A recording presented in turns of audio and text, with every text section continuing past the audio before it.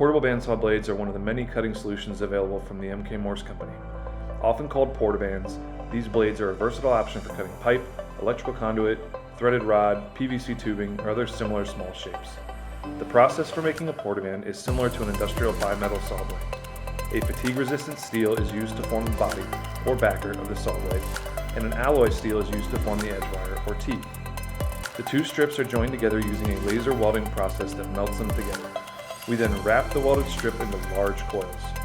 The coils go through an annealing process that softens the weld so it's pliable for the rolling mill, which smashes the material to a consistent thickness.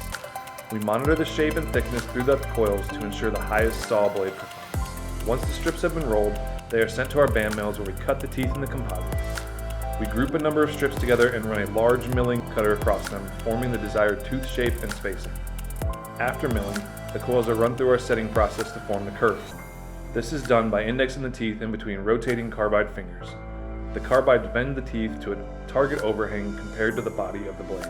This is called set. In order to cut metal with metal, we then have to harden the teeth to achieve maximum performance. This is done at very high temperatures, turning the metal red hot before cooling it back down. Once the heat treatment is complete, the last step is to weld the portable bands into a loop to fit on your portable bandsaw machine.